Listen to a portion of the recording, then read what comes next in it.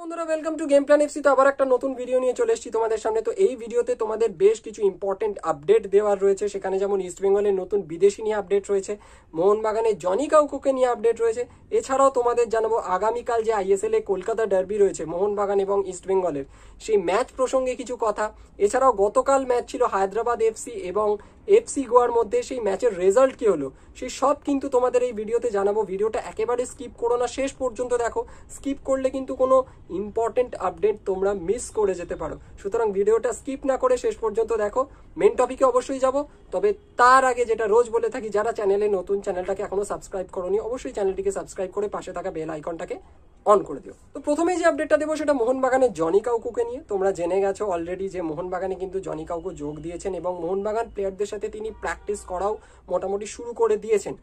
তো তোমাদের মনে একটা প্রশ্ন আসছে যে তাহলে কি আগামীকাল যে ডার্বি ম্যাচটা রয়েছে মোহনবাগানের ইস্ট বেঙ্গলের এগেনস্টে আইএসএল এ, সেই ম্যাচে কি জনি কাউকো খেলবেন উনি?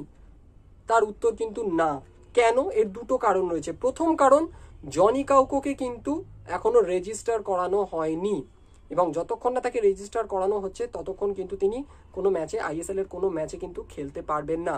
এবং তারও আগে, তাকে রেজিস্টার করানোর আগে বর্তমানে মোহনবাগান সুপার জায়ান্টসের যে 6 জন বিদেশি রয়েছেন তার মধ্যে থেকে যে কোনো একজনকে কিন্তু ছাড়তে হবে, অর্থাৎ রিলিজ করতে হবে, আনরেজিস্টার করতে হবে। তবেই কিন্তু মোহনবাগান জনি কাউকোকে আইএসএল এর জন্য রেজিস্টার করাতে পারবে। তো এটা গেল প্রথম কারণ কেন তিনি কালকে খেলতে পারবে না। এবং দ্বিতীয় যে কারণটা যার জন্য জনি কাউকো কাল খেলতে পারবে না, আগামীকাল খেলতে পারবেন না, সেটা অবশ্যই তার ফিটনেস লেভেল কিন্তু এখনো ম্যাচ খেলার জায়গায় আসেনি। তিনি মোহনবাগান প্লেয়ারদের সাথে প্র্যাকটিস করছেন ঠিকই, তবে অ্যান্টোনিও লোপেজ হাভাস তিনি কিন্তু দেখবেন যে জনি কাউকো এই মুহূর্তে তার যে ফিটনেস সেটা কোন জায়গায় রয়েছে, সেই বুঝেই কিন্তু মোহনবাগান ম্যানেজমেন্ট এবং মোহনবাগান সুপার জায়ান্টসের Mohun Bagan coach Antonio Lopez Habas কিন্তু ডিসিশন নেবেন জনি কাউকোর ব্যাপারে। তো এই ছিল জনি কাউকোর ব্যাপার। তো কোনোভাবেই কিন্তু জনি কাউকো আগামীকাল আইএসএল এ যে ডার্বি ম্যাচ রয়েছে সেই ম্যাচে কিন্তু খেলতে পারবেন না।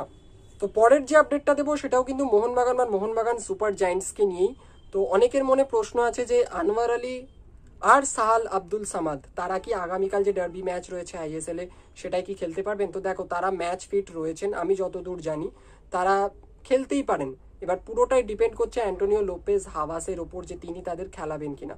বাট তারা কিন্তু ফিট রয়েছেন এই মুহূর্তে এবং টিমের সাথে অনুশীলনও করছেন। আনোয়ার আলীকে নিয়ে আমার মনে হয় না খুব একটা রিস্ক নেওয়া উচিত হবে, কারণ আনোয়ার আলী অনেক দিন পর আবার মাঠে নামবেন, যদি কালকে তিনি নামেন। তো সেক্ষেত্রে আমার মনে হয় আনোয়ার আলীকে বেঞ্চে রেখে প্রথমে ব্র্যান্ডন হ্যামিল এবং হেক্টর ইউস্টিকেই নামানো উচিত এবং সেক্ষেত্রে রাজ বাসফোরকেও নামানো যেতে পারে। এখন দেখা যাক অ্যান্টোনিও লোপেজ হাভাস কি করেন। এবং সাহাল আব্দুল সামাদের ক্ষেত্রেও তাই, তিনিও কিন্তু চোট মুক্ত এই মুহূর্তে যা খবর পাওয়া যাচ্ছে এবং তিনিও কিন্তু কালকে ম্যাচ খেলতেই পারেন।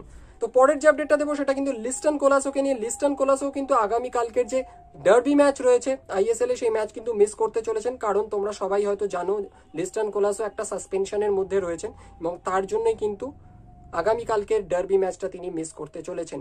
এবং সেই সাথে সাথে ইস্ট বেঙ্গলের সৌভিক চক্রবর্তীও কিন্তু আগামীকালকের ডার্বি ম্যাচ মিস করতে চলেছেন। তার একটা কার্ড সমস্যা রয়েছে এবং তার জন্য কিন্তু সৌভিক চক্রবর্তীও আগামীকাল ডার্বি ম্যাচ খেলতে পারবেন না। সুতরাং ইস্ট বেঙ্গল এবং মোহনবাগানের দুই ইম্পর্টেন্ট প্লেয়ার কিন্তু কালকের ডার্বি ম্যাচ খেলছেন না।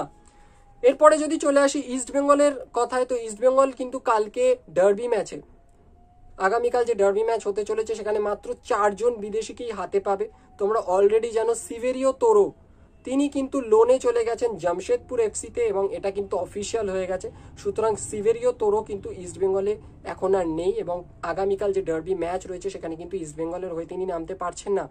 এছাড়াও আর এক বিদেশি ইস্ট বেঙ্গলের বোরহা হেরেরা, তিনি কিন্তু অলরেডি এফসি গোয়ায় মুভ করে গেছেন। তিনিও কিন্তু লোনে গেছেন ইস্ট বেঙ্গল থেকে এফসি গোয়ায় এবং তিনিও কিন্তু আগামীকাল বড় ম্যাচ মোহনবাগানের এগেনস্টে খেলতে পারছেন না। সুতরাং এই মুহূর্তে ইস্টবেঙ্গলের হাতে কিন্তু 4 জন বিদেশি রয়েছেন, Hijazi Maher, Pardo, Saul Crespo এবং ক্লেইটন সিলভা। এই প্রসঙ্গে বলি, ইস্টবেঙ্গলকে নিয়ে একটা আপডেট দিই যে ইস্টবেঙ্গলের যে নতুন 2 বিদেশি তারা কিন্তু আগামীকাল বড় ম্যাচ যেটা রয়েছে সেখানে কিন্তু খেলতে পারবেন না, তারা এখনো এসে পৌঁছননি। ভিক্টর ভাস্কেজের কালকে আসার কথা রয়েছে এবং আর এক যে নতুন বিদেশি বিদেশি স্ট্রাইকার ফেলিসিও ব্রাউন ফর্বস, তিনি কিন্তু এখনো আসার তার কোনো খবর পাওয়া যায়নি। হয়তো সোম মঙ্গল বার করে তিনি কলকাতায় এসে পৌঁছতে পারেন এমনটা জানা গেছে, বাট তারা কিন্তু কেউই আগামীকালকে ডার্বি ম্যাচ খেলতে পারবেন না। এবার নেক্সট টপিকে যাই, সেটা হচ্ছে ইস্টবেঙ্গলের নতুন যে স্ট্রাইকারের কথা বললাম ফেলিসিও ব্রাউন ফর্বস, তিনি কেমন প্লেয়ার, কোথা থেকে আসছেন সেই প্রসঙ্গে তোমাদের অবশ্যই জানাবো। তো ফেলিসিও ব্রাউন ফর্বস তিনি কিন্তু জার্মানির প্লেয়ার বললে ভুল হবে, তিনি কিন্তু জার্মানিতে জন্মগ্রহণ করেন। ইউথ যে ফুটবল কেরিয়ারটা, ইউথ লেভেলে তিনি কিন্তু জার্মানির আন্ডার-19, আন্ডার-20 এই সমস্ত দলে খেলেছেন জার্মানির হয়ে, এবং জার্মানিতেই তার বলা যায় যে ছোটবেলায় যে ফুটবল খেলা সেটা কিন্তু শুরু হয়। বাট পরবর্তীকালে কিন্তু তিনি কোস্টারিকার ন্যাশনাল টিমে খেলেন, সুযোগ পান সেখানে, এবং কোস্টারিকার ন্যাশনাল টিমে কিন্তু 5খানা ম্যাচ খেলার অভিজ্ঞতা তার রয়েছে। এবং ক্লাব ফুটবলের কথা বললে তিনি তার ফুটবল কেরিয়ার জুড়ে পৃথিবীতে বহু ক্লাবে খেলেছেন, সেখানে পোল্যান্ড রয়েছে, রাশিয়া রয়েছে, চায়না রয়েছে, এই সমস্ত দেশের টপ ডিভিশন লিগে কিন্তু তিনি তার ক্লাব কেরিয়ারের ফুটবলটা খেলেছেন।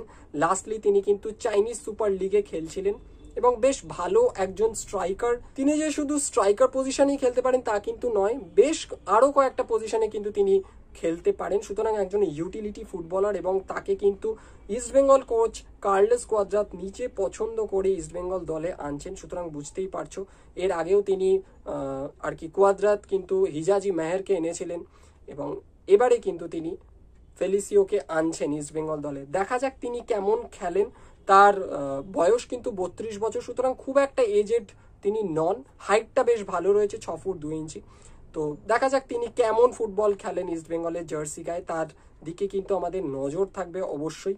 তো লাস্টলি যে আপডেটটা দিয়ে এই ভিডিওটা শেষ করবো সেটা অবশ্যই গতকাল যে আইএসএল এর ম্যাচ ছিল এফসি গোয়া এবং হায়দ্রাবাদ এফসির মধ্যে, তো সেই ম্যাচটা কিন্তু এফসি গোয়া 2-0 গোলে হায়দ্রাবাদ এফসিকে ইজিলি হারিয়ে দিয়েছে, এবং এফসি গোয়ার হয়ে 2টি গোল করেন কার্লোস মার্টিনেজ। 2টি গোলই কিন্তু ফার্স্ট হাফে হয়। খুব ইজি জয় পায় এফসি গোয়া, এবং এই জয়ের সাথে সাথে এফসি গোয়া কিন্তু 11 ম্যাচ খেলে 27 পয়েন্ট নিয়ে আইএসএল এর লিগ টেবিলে এই মুহূর্তে শীর্ষে রয়েছে। অপরদিকে হায়দ্রাবাদ এফসির কথা যদি বলি, খুব খারাপ অবস্থা, তাদের ইকোনমিক কন্ডিশন এমনি খুব খারাপ, এবং তাদের পারফরমেন্সের গ্রাফও কিন্তু নামছে, এবং সেটা হওয়ারই কথা। হায়দ্রাবাদ এফসির 5 জন বিদেশি প্লেয়ার, আমি আগেই বলেছি, তারা দল ছেড়েছেন। মেন কিছু ইন্ডিয়ান প্লেয়ার তারাও ইতিমধ্যে দল ছেড়েছেন, অন্য দলে চলে গেছেন। সুতরাং হায়দ্রাবাদ এফসি তারা কিন্তু কাল বাধ্য হয়ে কিছু জুনিয়র ইন্ডিয়ান প্লেয়ারকে মাঠে নামিয়েছিল, এবং তারা চেষ্টা করেছে, ফাইট করেছে, বাট যেটা হওয়ার ছিল তাই হয়েছে। হায়দ্রাবাদ এফসি কালকের ম্যাচ হেরে গেছে, এবং হেরে যাওয়ার ফলে তাদের অবস্থানগত লিগ টেবিলে অবস্থানগত খুব একটা পার্থক্য হয়নি, তারা কিন্তু শেষেই ছিল, একদম বটম পজিশনে, তারা কিন্তু বটমেই রয়েছে।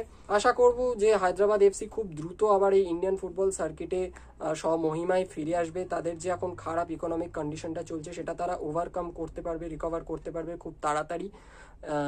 এবং কালকে আর একটা জিনিস দেখা গেল, খুব খারাপও লাগছে বলতে, যে হায়দ্রাবাদ এফসির কিছু স্টাফ তারা কিন্তু একটা ব্যানার নিয়ে এসেছিল মাঠের গ্যালারিতে, এবং সেখানে কিন্তু স্যালারি প্লিজ লেখা ছিল। সুতরাং বোঝাই যাচ্ছে যে হায়দ্রাবাদ এফসির যারা স্টাফ রয়েছে তারাও কিন্তু স্যালারি পায়নি। সুতরাং বুঝতেই পারছো কতটা অবস্থা খারাপ এই মুহূর্তে হায়দ্রাবাদ এফসির।